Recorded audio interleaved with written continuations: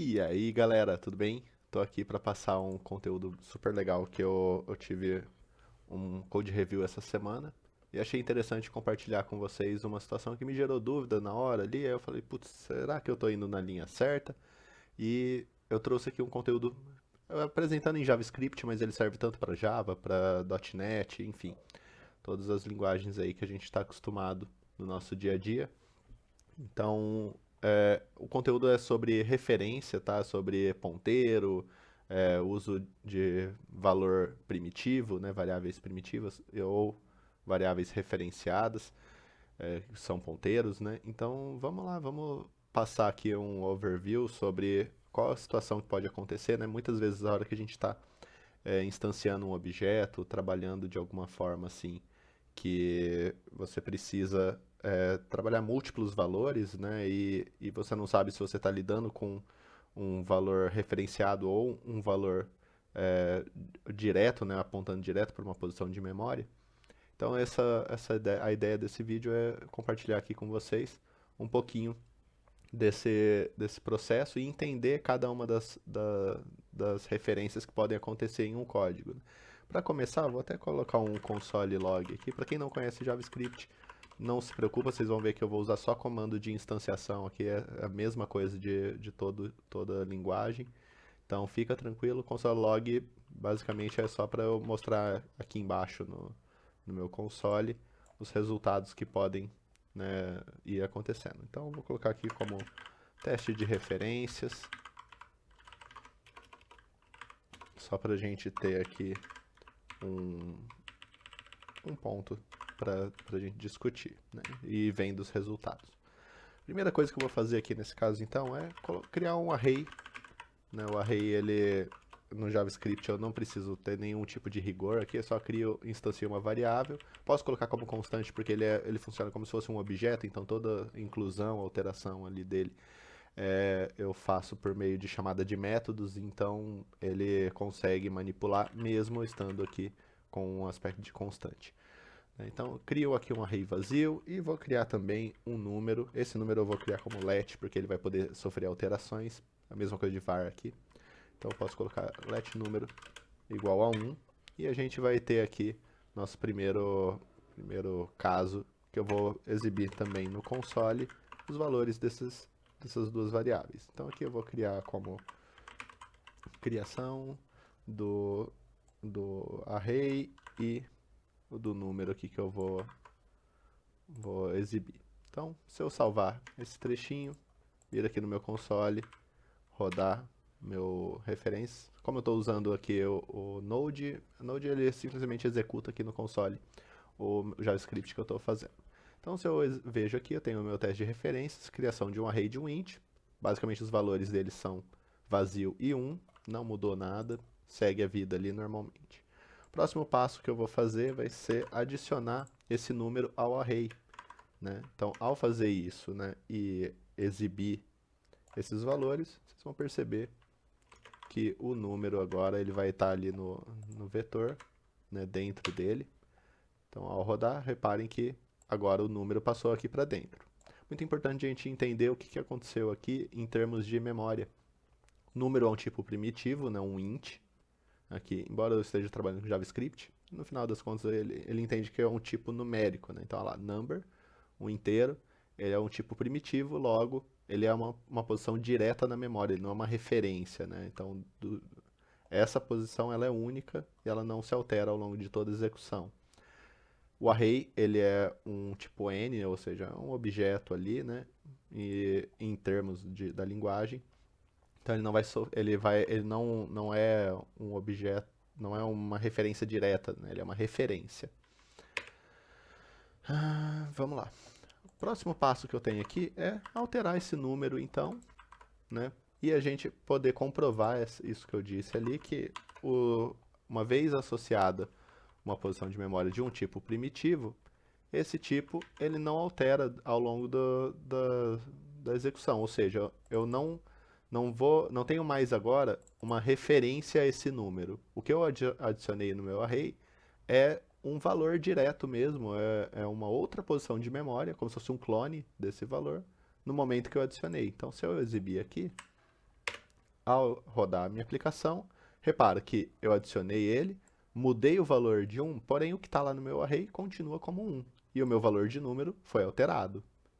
Então aqui eu tenho o primeiro caso de quando eu quero manter o valor, né, eu utilizo valores primitivos, né? Então isso é muito importante a gente saber, porque em alguns momentos a gente vai adicionar vários itens em uma lista, né, seja um array ou qualquer outra coisa, e a gente vai manipular eles. É importante a gente saber que a manipulação de tipos primitivos após, né, a atribuição para uma lista, um array, alguma coisa, não interfere nesse valor original.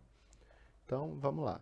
Para ficar mais claro agora essas alterações, vou criar um objeto aqui, também com um let, aqui poderia ser const, não teria problema nenhum, mas um objeto que eu tenho uma chave e um valor aqui para ele, onde o valor dele é o número, né? Então, e vou adicionar esse objeto também ao meu array, né? Ao fazer isso e exibir os valores aqui tanto do array, né, quanto do número,